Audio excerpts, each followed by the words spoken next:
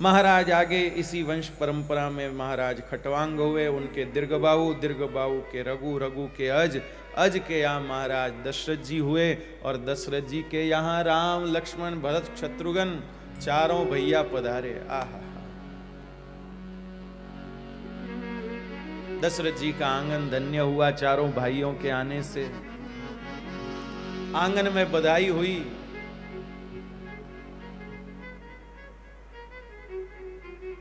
सबने खूब सुंदर उत्सव मनाया। राम जी बड़े हुए, विश्वामित्र जी के साथ वन में गए, वहां राक्षसों को मारा, ऋषियों को सनात किया, उनके यज्ञ को निष्कंटक किया, और फिर महाराज काम तो पूरा हो गया, अब तो घर जाना चाहिए हिसाब से राम जी को। लेकिन विश्वामित्र जी ने कहा चलो आए हो तो कुछ भला कर दें तुम्हारा, चलो भगवान चलो। और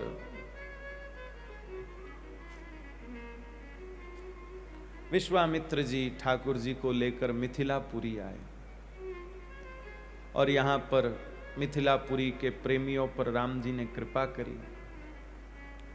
क्या रस भरी लीला है ठाकुर जी की मिथिला की। आहा, जैसे ब्रज के लोग श्री कृष्ण के दीवाने थे, ऐसे ही मिथिला के लोग प्रभु श्री राम के दीवाने।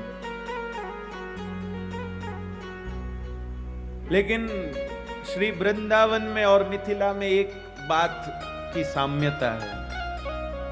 क्या साम्यता है? ब्रज के लोग भी भले ही सेवा श्री कृष्ण की करते होंगे, लेकिन घमंड राधा रानी पे करते हैं।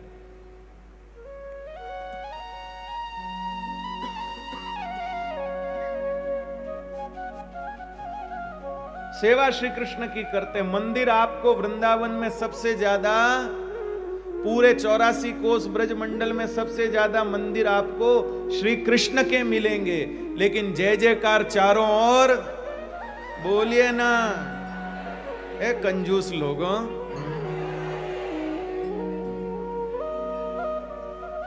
तो मंदिर सबसे ज्यादा कन्हैया के है, लेकिन जय जयकार सर्वत्र राधे रानी की है, क्योंकि काम तो राधा रानी की कृपा से ही बनता है।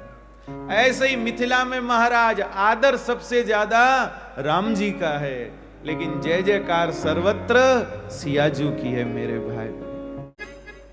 तो मिथिला वासियों को श्री रघुनाथ जी ने खूब सुख प्रदान किया। आहा, बातें तो बहुत है मिथिला की बताने जैसी। एक बात बताने का मन है। राम जी की बारात आने वाली थी, राम जी की बारात आने वाली थी।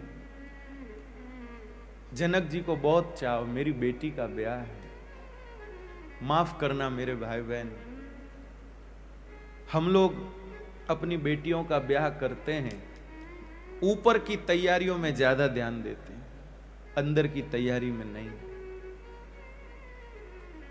बढ़िया से बढ़िया कैटरिंग वाला बुलाओ, बढ़िया से बढ़िया टेंट वाला बुलाओ, बढ़िया से बढ़िया फूल वाला बुलाओ, और जब बाराती आए, दूल्हे के घर वाले आए, तो कोई ना कोई मौका पाकर उनको बताओ कि टेंट में इतना रुपया लगा है, कैटरिंग में इतना रुपया लगा है, फूल वाला इतने में किया है। और नहीं तो फूफा जी को ट्रेनिंग होती है, वो कैसे ही करके परोस देते हैं हलवे के साथ साथ। खाओ खाओ, देसी घी में बनाया है, अमुक हलवाई का है, हाँ 1 नंबर हलवाई है यहाँ का, 10 लाख से कम में ऑर्डर ही नहीं लेता, खाओ खाओ। लो भाई, क्या फूफा जी ट्रेंड होते हैं। अपने ससुराल का गीत गाने में बलिहारी। खैर, मेरे भाई बहन इस सब में रह जाते, लेकिन अंदर की तैयारी नहीं होती, अंदर की तैयारी नहीं होती। हमारे जनक जी तैयारी करते हैं अंदर की। सब मीटिंग बुलाई भाई, ध्यान से सुनिएगा।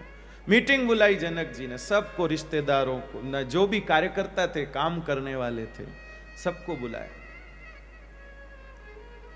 जिसको भोजन व्यवस्था देखनी उसको, जिसको आवास व्यवस्था देखनी उसको, सबको बुलाया मीटिंग। कोई बड़ा आयोजन करना होता तो उसके पहले एक मुखिया को मीटिंग लेनी पड़ती भाई, सबको बताना पड़ता काम कैसे कैसे क्या कर, सबको मीटिंग के लिए बुलाया और जनक जी के बोल सुनना मेरे भाई बहन। आहा, अभी इतनी फुर्सत नहीं है, नहीं तो मेरा बहुत मन करता है जैसा जनक जी ने सीता जी का ब्याह किया ऐसे कोई अपनी बेटी का ब्याह करो। यूं ही रुपया रो पापो काटो खाली चाट पकोड़ी में वे कई नाम रे वे हेवा में वे कई नाम रे, ऐसे ही महाराज ताम झाम लगा लगू के Italian food and Francis food and जापानी फूड, उसमें रुपया रो बर्बादो करो।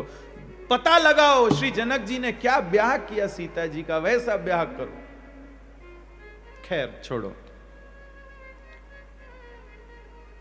अभी नहीं बताऊंगा मैं, जब कोई निश्चय करेगा कि मुझे वैसा करना है तब बताऊंगा, नहीं तो ऐसे ही बिना मैं बात अपनी नहीं खर्च करूंगा।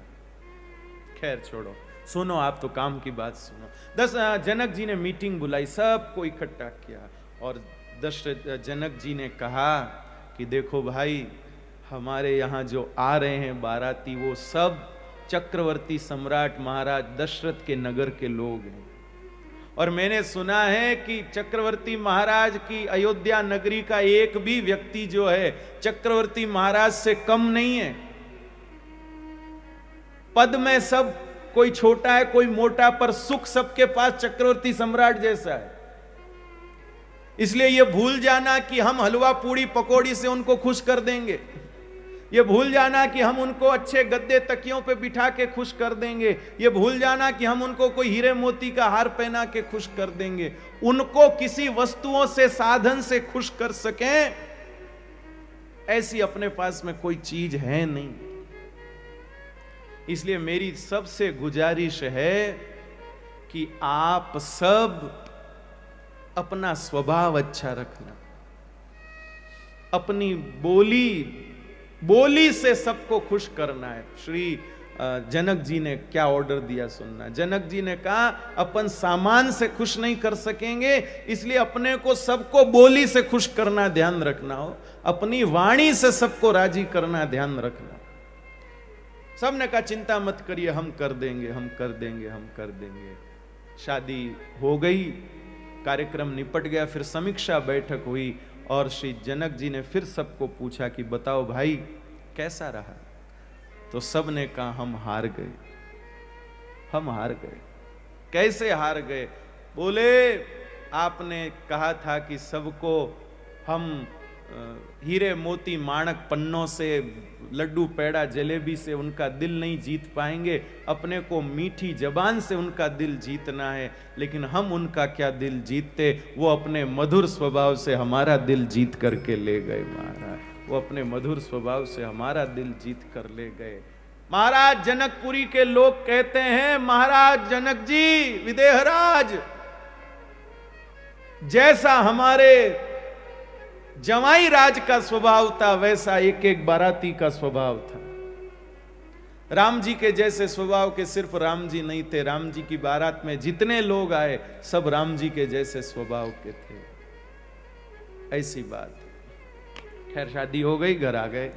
फिर वो वनवास का विषय चला, राम जी वन में पधारे। वन में पधारना क्या था, सब पर कृपा अनुग्रह करना था, सब पर कृपा अनुग्रह किया है। वनवासी भक्तों को सुख प्रदान किया, केवट के ऊपर कृपा करी है, आगे बढ़े हैं। चित्रकूट विराजे, भरत जी पर अनुग्रह किया, आगे पंचवटी विराजे, जानकी जी का हरण हुआ, भगवान शबरी जी पर कृपा किए, जटायु पर कृपा किए, और भैया उसके बाद आगे आकर श्री ठाकुर जी ने अत्यंत अनुग्रह करते हुए, अत्यंत कृपा करते हुए सुग्रीव को स्वीकार किया। हनुमान जी के माध्यम से उससे मैत्री करी। हनुमान जी सीता जी का पता लगा के आए, समुद्र पर पुल बांधा गया, लंका पर चढ़ाई करी, कुंभकर्ण मेघनाद आदि राक्षसों का वध करके, रावण का वध करके, और श्री ठाकुर जी जो है पुनः अवध में आकर राम राज्य की स्थापना करते हैं।